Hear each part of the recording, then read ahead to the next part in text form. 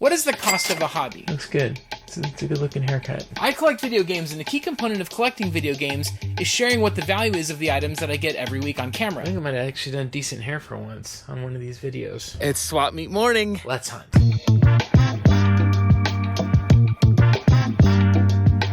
I am here to find more video games and items to flip for my collection, specifically to buy the Clay Fighter Sculptor's Cut manual. The treasure hunting aspect of video game collecting can be a lot of fun.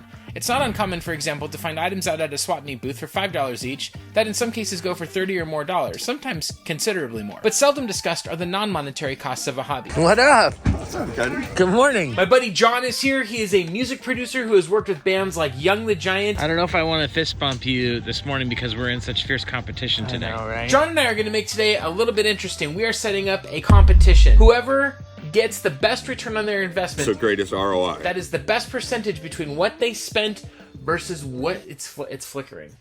But first, a recap. I have every single Nintendo 64 game, box, and manual except for one. That one manual is for the rarest game in the entire set, Clay Fighter Sculptor's Cut. The actual retail value of that manual is anywhere from $3,000 to $5,000 depending on condition. And I think that's crazy. If I just want to read the contents of the manual, I can do it anytime I want to, online, for free. This has not only sent me on a quest to find the items I need to flip towards buying the manual itself, but to also explore the mind of the collector, because that's my mind. This has led to two conclusions. Number one, we're driven to buy these games because of emotional associations and attachments, oftentimes from our childhood. Number two, video games have transformed from being games to collectibles, which inherently changes their value. And then there's also the fun stuff too, like exploring the history of the Nintendo 64 and, you know, the Clay Fighter series. What am I trying to say? This is the ROI episode. Okay. Whoever wins, the prize is we get to keep all of each other's finds. I haven't told John that. I walk down one aisle very slowly, very respectfully. I'm really conflicted emotionally. I met up with one person who I've been texting about some games that I need your advice on. Let's go. Always got to go to Graham's booth first when you go to the swap meet. Let's do all of these. All of this is going towards the manual hunt. I'll do 40. I'll do 10 each. I'm stocking up for SoCal. Okay, yeah. That's why I didn't bring a lot out. Rampart's one of those weird ones where I tried playing it. I think it was in the arcades at one point. This is not an arcade game. You're not going to go for any of that VHS? There's your head. He's gonna chop it. Chopping broccoli. Thank you, as ever. Thank you. Appreciate you. Yeah! Let's keep hunting. What'd you just get? Game Boy Color, the same color I had when I was a kid. Yeah.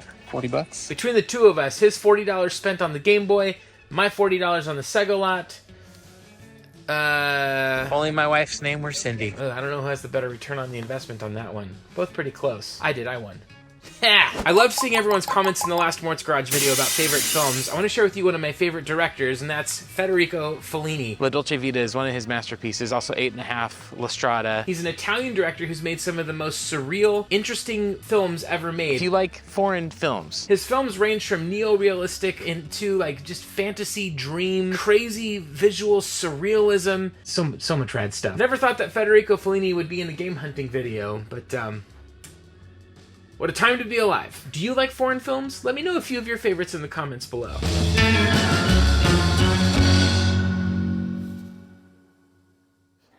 He's basically at like 150 for the two, and Adventure goes for 140. As we're walking, John notices a couple of cartridges out on a table, and this is going to get interesting. ooh, how much is that orange controller? Good find. How much is it? Looks like it's a reshell on the bottom.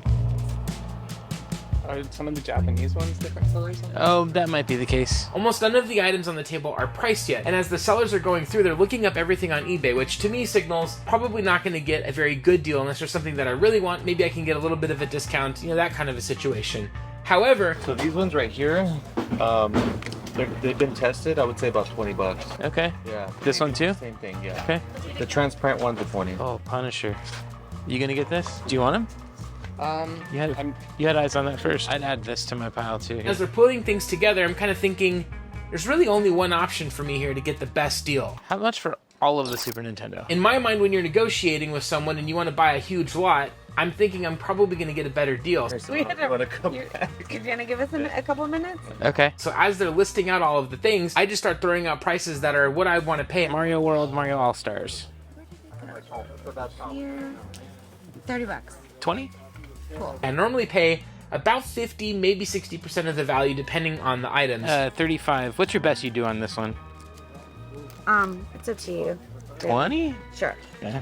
These are amazing prices. Thank you so much. Here's the lot of all of the things that I grabbed from this table. First are these N64 controllers. These are basically upgrades for me because the joysticks are in perfect condition. We've also got these Acclaim wireless controllers. I've only heard reviews of them at best, but the item I'm most excited to show you is this. Is that like a 64 thing? The N64 controller is known as being a very cumbersome, frustrating controller. I mean, the 3-prong thing was a neat experiment that they should have had a revised one later on with just 2 prongs. Look at the thumbstick. It's so different than the even the GameCube. When people were first talking about the N64 when it first came out, this is something that collectors were really looking for. Now, at retail, these can get pretty expensive depending on the color. The black ones are around 40, 60 bucks or so. I don't have a Hori controller yet, and this is the first time I've ever found one game hunting, not only at like an event, but at a swap meet. I would never expect to see one of these. So these ones are selling anywhere from like 40 to 50. Okay. What do you want to offer me on it? 30? That's fine. Happy to add this to the collection. I like that you actually collect them. Yeah, some of these I keep, some I resell, but it's all kind of, it's all fun. Now let me show you the game lot. You got some kind of lowish tier games, like a couple copies of The Lion King, Dig and Spike Volleyball, Jurassic Park. There's a Nintendo game in here that I'm intending to keep for my collection, and that's The Punisher. Mighty Morphin Power Rangers, Killer Instinct, Aladdin, Super Empire Strikes Back, Super Star Wars. Oh, just an even 280 for everything?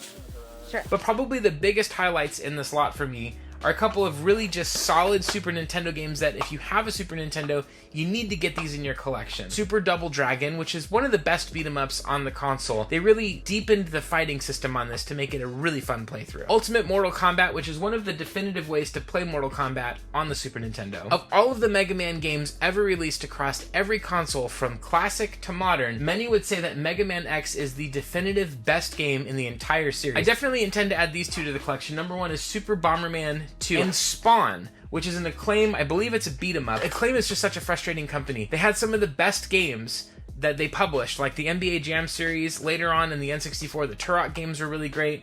But then they had all of these licensed titles that were just okay. It was sort of like Acclaim became the sort of, I don't know, the younger brother of LJN. Probably the first game that caught my eye in the entire lot. We did it! We did it! A lot of the items that I'm reselling from this lot are up on my Goodiez store right now. Make sure you head over there and check it out. Thank you so much to the vendor for the amazing deal on all this stuff. I really appreciate it. You made our morning. Which brings us back to today's topic. How much does it actually cost you to get into a collectibles hobby like retro video games? Life is about a constant flow of energy in and energy out. But if you think of that energy a bit like a bank account, many of us are trying to spend on resources that we don't have. And when we spend on resources we don't have, we often burn out. A hobby is an activity regularly done in one's leisure time for pleasure. Many of us get into a hobby initially because it sounds like a fun thing, and ultimately it's kind of a form of self-care. In other words, it's energy in. But what are the costs of a hobby? Well, in most hobbies, there's usually a financial one. Some hobbies are more expensive than others. Game collecting can be incredibly expensive, but it can also be pretty affordable as well. So in a game hunting video, when you see what people spend versus the value, you're looking at what the actual physical monetary expense is on those items. But what about the other costs that are there as well? When you watch videos where people are finding incredible deals on items, there's a little bit of a deception going on. You're seeing the moments where things happen, but what you aren't seeing is what you have to do afterwards. For example, if you're buying this stuff to resell it, you gotta take a lot of time to drive to and from the place. Hopefully there's something there to find in the first place. Then you gotta take it home, test it, list it, check the item and make sure everything works good, ship it with care, deal with customer returns, so on and so forth. This can add a lot of hours, so that $5 profit that you're bragging about online, it's really not much. Oh my gosh, look at that thing. I'm keeping this. I got this guy, which is super clean. I was so jealous. I wanted that so bad. Sorry, I had my hand on it. Yeah, I know. Super Game Boy, Friday the 13th. Paperboy, keeping that. Super Mario 3, Bubble Bobble, Contra, and Final Fantasy. Yeah. What'd you pay on these? This lot that you see in my hands was $80. Unbelievable. Thank you to the family there for hooking us up. My backpack's already stuffed. I have to go back and empty my stuff. I set down one of those. I have to go buy it here. Oh, I regret not buying the second one. Like, one of the things I appreciate is that John is just so mission focused. Very, very much. Yeah. He's very... Yeah, let's go.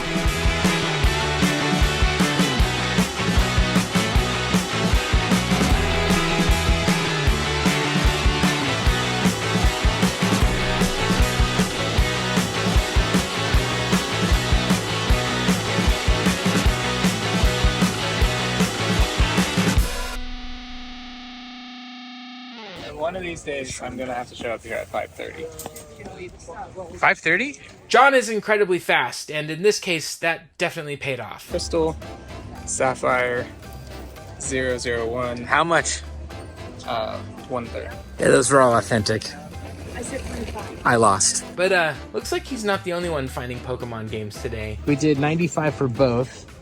And part of this was I said I'd get him one of these as well. Thanks, John. Look at that. You're welcome. $95 for the one.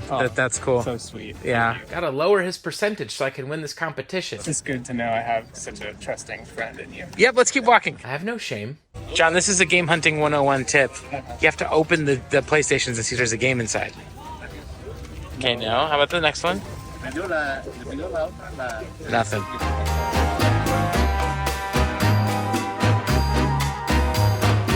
How much are the Game Boys? 50, 40. Is that You can take them both right now. Yeah.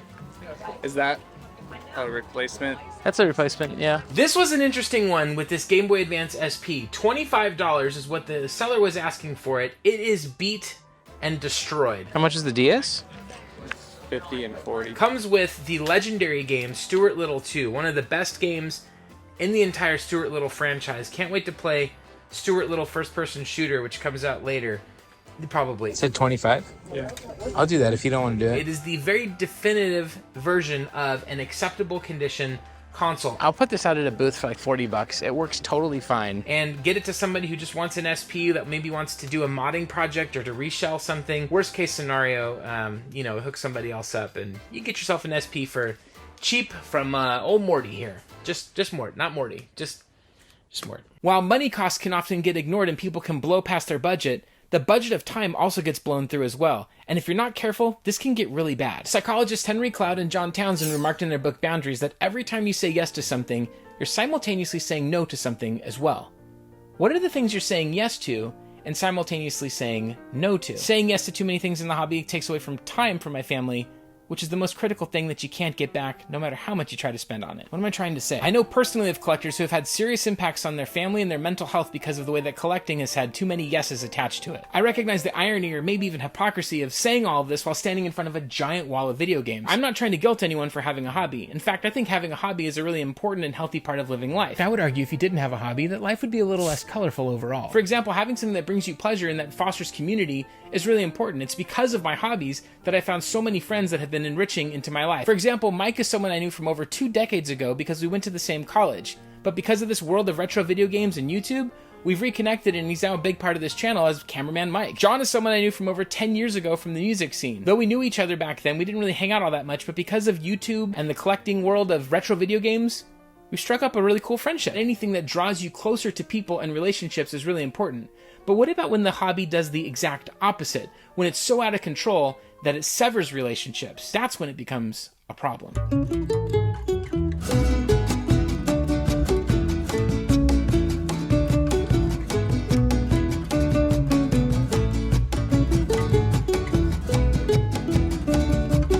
It's crazy how much stuff we've both found, even though we're looking for the same thing.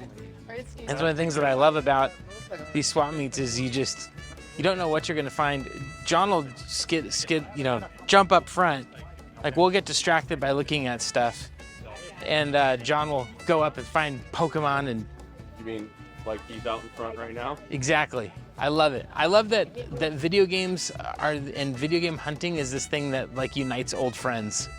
It's a cool thing. Well, I see it's a John Goodman, John Turturro film. No, sir, that's a Coen Brothers film. It is a Coen Brothers film, but I'm sure that it predates these two and Lebowski, don't it? It does.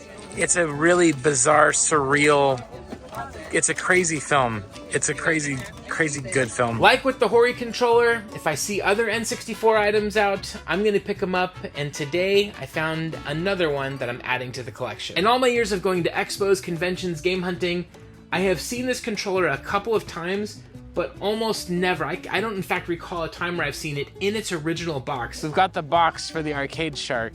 Anything N64 I have to get, and this is no exception. It just fell out of the box, but as you can see, it's got all the paperwork and everything, so very, very thrilled about all of this. Third-party stuff I usually shy away from, like Mad Catz and that kind of a thing, but this is from Interact. And Interact was not known as being a particularly junky brand in the way that Mad Catz just had an immediately negative association to its branding. And we got River City Girls. I did own River City Girls when it first came out on the Switch. Played it, didn't really love it, and decided to sell it, but this was such a good deal, I thought I'd pick it up and give it a try again. Now I've replenished my stock. Very happy. Came with the pins, the soundtrack, and the game itself. One of the things I love about what Limited Run Games does with their stuff, and you know, companies like them, is these beautiful full-color manuals. When companies actually do it, I think they're really cool. I don't know about you, but I never look at the digital manuals that are on the cartridges or the disc or anything. Mike, do you have any cash I can borrow? This is cool. There's some comics. There's some other kind of fun stuff here in this. What do you think of the River City Girls series? Let me know in the comments.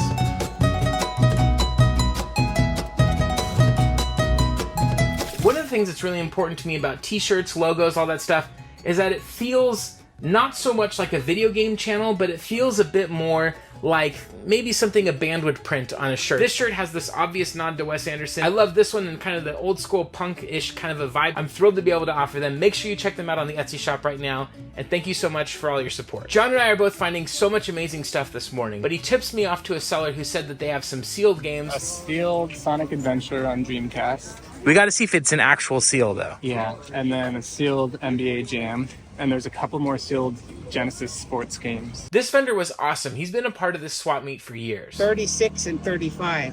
That's awesome. Oh, 35. So this gentleman is you right here. Look at this guy. Me. Look at that. Look at that gray beard now. I don't know. Hair. Now, he showed us a bunch of sealed stuff that he had in the front of his car, which was a lot of sealed sports games that were fairly low in value. And the sealed market's interesting because franchise icons like Mario, Donkey Kong, Zelda, Link, etc., that kind of stuff, if it's sealed, you can guarantee it's going to fetch a premium. But if it's sealed outside of that, probably not as important. How much did you want for this? What did I tell you on this? 100. 100? Yeah. Because of the water damage.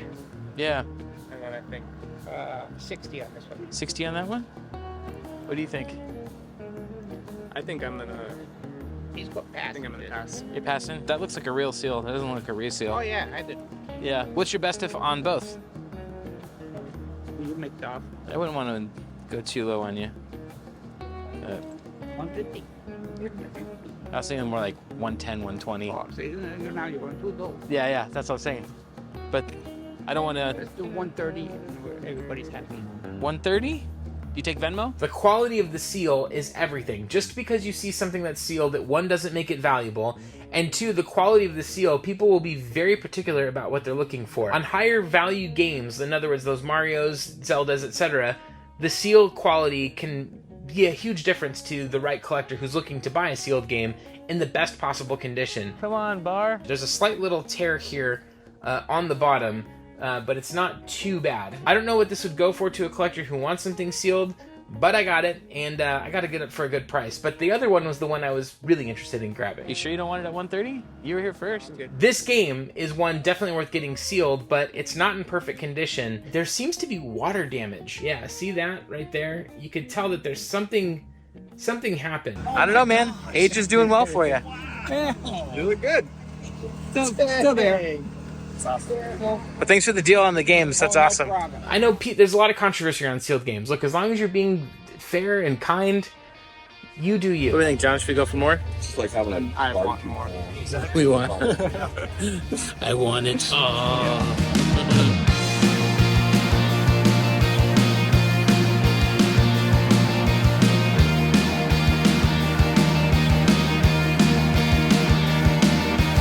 All right, this morning we've done pretty well for ourselves, wouldn't you say? Yep. A lot of this stuff you can find on my Goodiez store right now. Goodiez is a group that is basically the collector's app where you can buy and sell and make listings for games all over the place, but it's geared towards collectors. Make sure to check it out. And you can also get Paper Mario on there right now for 25% off on the Nintendo Switch. John, did you hear that amazing news that you can get Paper Mario on the Nintendo Switch for 25% off? I might have to take them up on that. You should. These vendors are friends of mine, and when they saw me, they said, hey, check this out. And they brought out this purple 3DS. The problem is, no matter how much they've charged it, they haven't been able to get it to work. So tell me what you're thinking on some of this stuff, and then let's go from there. So this, I guess, 50. Okay. The parts. Unfortunately, there is a void sticker here on the edge. Let me look up that DS one, Mr. Explorers of Sky. That's like a $200 game. I bought it like that. I Yeah. opened it and it was the opposite game. Heartbreaking. It was Explorers of Time. Beautiful. Let's see if that's 100. So we've got ourselves a non-working 3DS for parts. We got this beautiful case, and these two games, and the charger.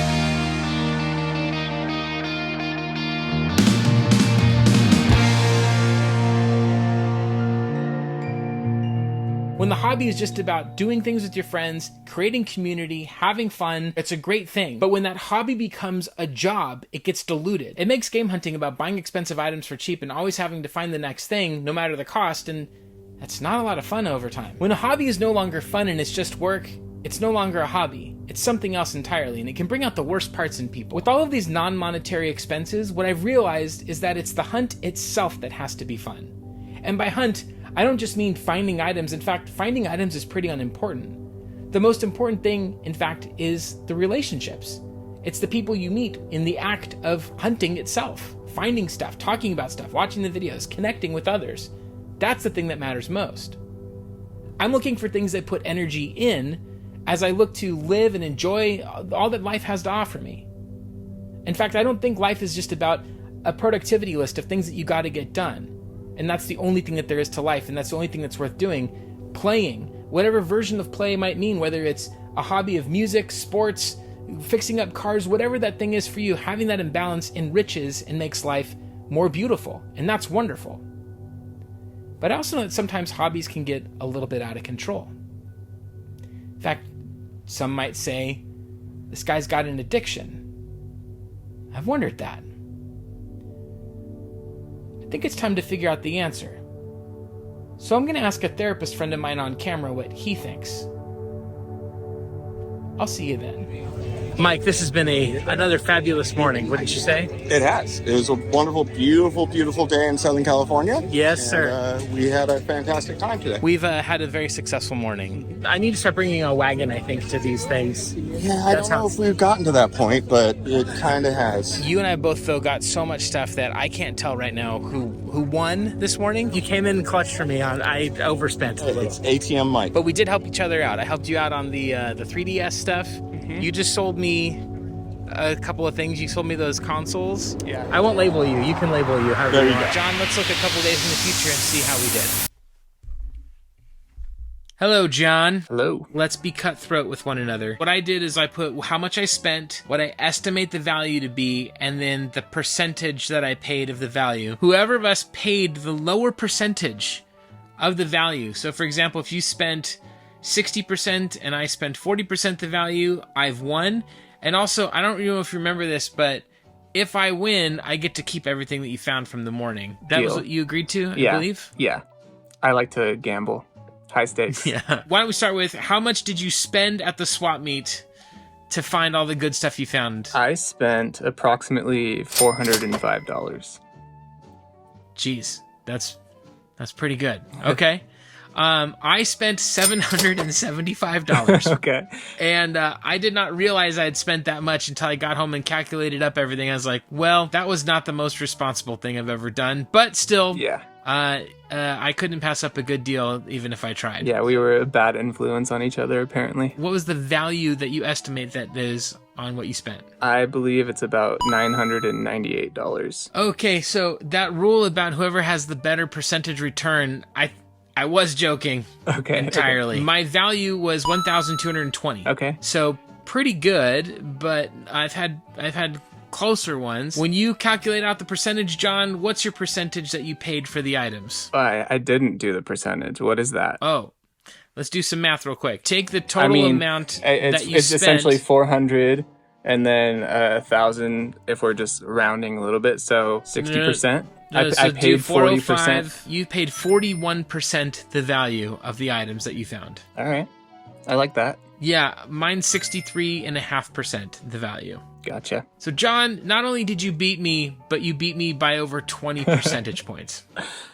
Yeah, I try to be a little picky sometimes with some of the stuff. I think some of that though, you know that you can sell it at like an event, because you're a vendor and you can actually do that in person. I do pretty much everything on eBay. I just like immediately when I'm kind of like deciding whether or not to go in on something, I think I'm right away like taking 15% off. So there's certain items that I just will pass up, but like you can actually benefit from, you know? It actually still kind of works out because I tried to pass that on to people at events. So a lot of the events that I go to, the cost in is really low. And so by the time you subtract out, like I do these challenges where I try to sell $1,000 at each event. And so if the buy-in on those events is $20 to $50, that's nothing in terms of fees. I will lower my prices at events to reflect that there's not eBay there so that people can get good deals. John, thank you for doing this. I hope to do this again sometime, and I appreciate your friendship and hanging out and all the fun video game stuff. This is awesome. Thank you so much for watching. Thank you so much for subscribing. Thanks for being here. I appreciate it. I'll see you on the next one.